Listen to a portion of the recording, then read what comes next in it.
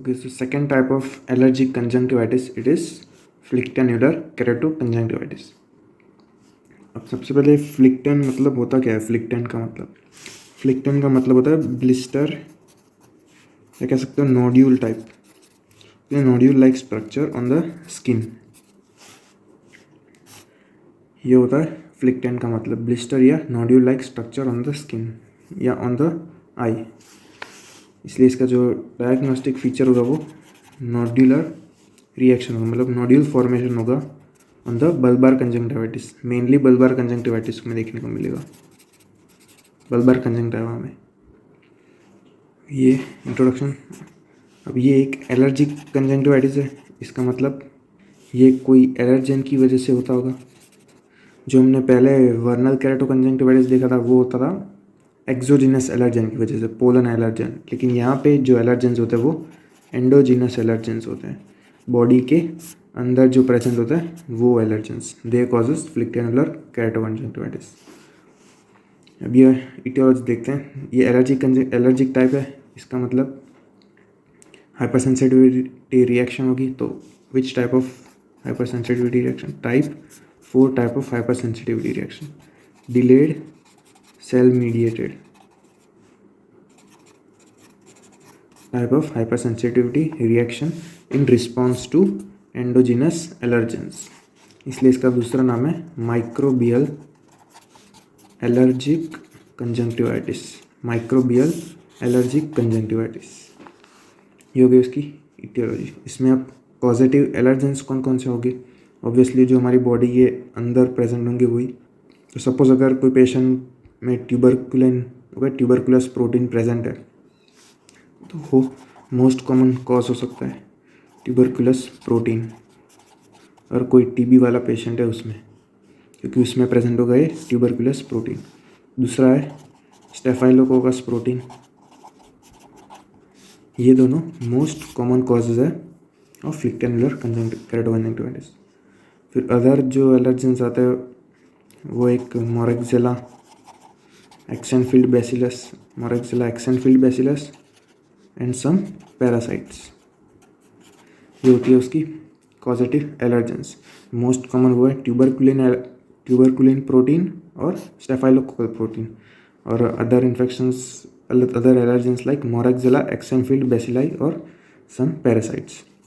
फिर उसके बाद प्री डिस्पोजिंग फैक्टर्स देखे तो उसमें एक एज कौन सी होगी? तो 3 to 15 ईयर्स। मेल्स में या फीमेल में किस में ज़्यादा होगा? तो होगा फीमेल्स में कंपेयर टू मेल्स। फिर उसके बाद न्यूट्रिशनल स्टेटस, कि अगर अंडर नरिश्ड चाइल्ड होगा तो उसमें ज़्यादा चांसेस है कि फ्लिक्टेनुलर केराटोकंजंक्टिविटिस हो सकता है, अंडर नरिशमेंट। फिर उसके बाद हाइजीनिक कंडीशन, लाइक कोई ओवर क्राउडेड प्लेस में रहता हो, अनहाइजीनिक एनवायरनमेंट में रहता हो, उसमें भी चांसेस है हो सकता है। फिर लास्ट है वो सीज़न। तो कौन से सीज़न में मोस्ट कॉमनली होता है? समर या स्प्रिंग, इसमें मोस्ट कॉमनली होता है। ये थे predisposing factor. Age 3 to 15 years, sex more common in female, फिर nutritional status like in undernourished child, overcrowded unhygienic places, and season में समर या फिर स्प्रिंग। उसके बाद पैथोलॉजी देखें तो उसमें टोटल 4 स्टेज है। सबसे पहला स्टेज है स्टेज ऑफ नोड्यूल फॉर्मेशन। जिसमें नोड्यूल फॉर्म होता है due to excessive exudation plus infiltration of the eosinophils. Lymphocytes, उन सब की वजह से पहले नोड्यूल फॉर्म होता है। नोड्यूल फॉर्म होने के बाद आता है स्टेज ऑफ अल्सरेशन। एक नोड्यूल फॉर्म हुआ, उसका सबसे पहले नेक्रोसिस होता है, फिर अल्टीमेटली अल्सर फॉर्म होता है नोड्यूल का। फिर अल्सर फॉर्म होने के बाद ग्रेनुलेशन टिश्यू फॉर्म होता है। उसके बाद स्टेज आता है स्टेज ऑफ ग्रेनुलेशन, जिसमें ग्रेनुलेशन टिश्यू फॉर्म होता है on the floor of the ulcer या base of the ulcer. Granulation tissue form होने के बाद लास्ट स्टेज वो है स्टेज ऑफ हीलिंग, जहाँ पे स्कारिंग की वजह से हीलिंग होती है। ये थे पूरे पैथोलॉजी। नोड्यूल फॉर्मेशन, उसके बाद अल्सर फॉर्म होता है, ग्रेनुलेशन, और लास्ट में healing with the help of scarring. उसके बाद क्लिनिकल फीचर्स में इसके सिम्टम्स कौन से होंगे? तो वही PP blur, PPB अलर, pen, photophobia, redness, sorry ये बी है, ब्लरिंग ऑफ द विजन, लैक्रामेशन और रेडनेस ऑफ द आई। इसमें एक और एलर्जी कंजक्टिवाइटिस है तो डिस्चार्ज कौन सा होगा, वाटरी डिस्चार्ज। लेकिन म्यूकोप्यूरिलेंट डिस्चार्ज भी प्रेजेंट हो सकता है in case of secondary bacterial infection. कि म्यूकोप्यूरिलेंट डिस्चार्ज अगर प्रेजेंट होगा तो हम सस्पेक्ट कर सकते हैं कि सेकेंडरी बैक्टीरियल इन्फेक्शन हुआ है। ये होंगे उसके सिम्टम्स। फिर साइन कौन कौन सी होगी, तो जो फ्लिक्टेनुलर केराटोकंजक्टिवाइटिस है वो 3 फॉर्म में होता है टोटल। जैसे वर्नल केराटोकंजक्टिवाइटिस होता था 3 फॉर्म में, वैसे ही ये भी। सबसे पहला है वो है सिंपल फ्लिक्टेनुलर कंजक्टिवाइटिस। इसमें क्या होता है, हमें एक पिंकिश या वाइट नोड्यूल देखने को मिलता है सराउंडेड बाय हाइपरेमिया। मोस्ट कॉमनली एक ही ऐसा नोड्यूल देखने को मिलता है, बट कभी कभी कोई केसेस में ऐसे 2 नोड्यूल भी देखने को मिल सकते हैं सराउंडेड बाय हाइपरेमिया। ये होता है simple phlyctenular conjunctivitis which is most common compare to all the 3 forms. ये था पहला फॉर्म। सेकेंड फॉर्म वो है नेक्रोटाइजिंग फ्लिक्टेनुलर कंजक्टिवाइटिस। इसमें क्या होता है, ये जो नोड्यूल फॉर्म हुआ उसका नेक्रोसिस होना था, हमने पैथोलॉजी में देखा। नोड्यूल था उसका necrosis, it will undergo necrosis, और उस नेक्रोस्ड पार्ट और अल्सर वाला पार्ट जो था उसके ऊपर एक फ्लिक्टेन, बहुत बड़ा फ्लिक्टेन प्रेजेंट होगा सराउंडेड बाय हाइपरेमिया। ये होगा in the necrotising phlyctenular conjunctivitis. इसमें याद रखना है कि एक large, it shows presence of large phlycten with necrosis and ulceration.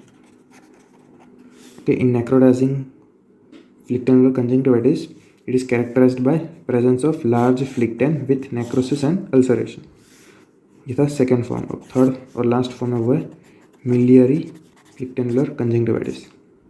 इसमें ऐसे ही मल्टीपल फ्लिक्टेंस प्रेजेंट होते हैं अराउंड द लिम्बस। ये लिम्बस है, there are multiple flicten present around the limbus which ultimately form a ring ulcer। ये सारे मिलके बनाते हैं एक रिंग अल्सर। ये होता है इन द मिलियरी फ्लिक्टेनुलर कंजक्टिवाइटिस। फ्लिक्टेनुलर केराटोकंजक्टिवाइटिस, नाम में कैरेट था, इसका मतलब कॉर्निया भी इन्वॉल्व होगा, तो हम देखते हैं फ्लिक्टेनुलर केराटाइटिस। इसमें कॉर्नियल इन्वॉल्वमेंट होता है because of extension of conjunctival phlycten. अगर जो कंजंक्टिवा में जो फ्लिक्टेन था बल्बर कंजंक्टिवा में, वो अगर एक्सटेंड हो गए कॉर्निया में आ गया, देन इट कॉजेज फ्लिक्टेनुलर केराटाइटिस। अब ये भी 2 फॉर्म में होता है। अभी ये 2 फॉर्म में होता है। सबसे पहला फॉर्म वो है अल्सरेटिव फ्लिक्टेनुलर केराटाइटिस। अब अल्सरेटिव फ्लिक्टेनुलर केराटाइटिस वो भी 3 फॉर्म में होता है, या कह सकते हैं हम 3 अल्सर फॉर्म कर रहा है। पहला है वो scrofulous ulcer, second is fascicular ulcer, last is miliary ulcer.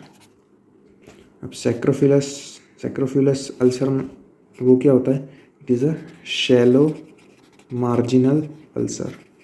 It is a shallow marginal ulcer which is formed due to breakdown of जो लिम्बल फ्लिक्टेन होते हैं, स्मॉल लिम्बल फ्लिक्टेंस, उसके ब्रेकडाउन की वजह से फॉर्म होता है scrofulous ulcer. It is a shallow marginal ulcer, margin में प्रेजेंट होता है of the cornea, form due to breakdown of the limbal phlycten. ये कॉर्निया यहाँ पे लिम्बल फ्लिक्टेन प्रेजेंट होता है, उसके ब्रेकडाउन होने से ही सैक्रोफ्यूलस अल्सर फॉर्म होता है। अब सेकेंड फॉर्म है वो है फेसिकुलर अल्सर। फेसिकुलर अल्सर की कैरेक्टरिस्टिक क्या है कि it is a superficial ulcer, लेकिन ये जो फेसिकुलर अल्सर होता है इट इज़ एक्कम्पनीड बाय, या कह सकते हैं it is there is a presence of parallel leash of blood vessels. Parallel leash of blood vessels behind या फिर surrounding the fascicular ulcer, and it leaves behind a band shaped opacity, okay, band shaped superficial opacity after healing। अगर ये heal हो गया तो it leaves a band shaped opacity after healing। और दूसरा एक important फीचर ये कि it is accompanied by parallel leash of blood vessels either behind it or surrounding it। Third form है वो है मिलियरी अल्सर। मिलियरी अल्सर क्या है, सिंपल है, they are multiple small ulcer which are scattered, okay, पूरे cornea में scattered होते हैं, ये स्कैटर्ड ओवर कॉर्निया। ये miliary ulcer are multiple small ulcer scattered over the cornea. तो ये थे 3 form of ulcer in the ulcerative phlyctenular keratitis. सबसे पहला सैक्रोफिलस विच एस से एस यहाँ पे, shallow marginal ulcer which is formed due to breakdown of limbal phlycten. उसके बाद सेकेंड फॉर्म फेसिकुलर का important feature, it is surrounded by parallel leash of blood vessel. It is again a superficial ulcer and it leaves behind a band shaped opacity. ये important MCQ है, band shaped opacity कौन leave behind करता है, वो है fascicular ulcer after healing.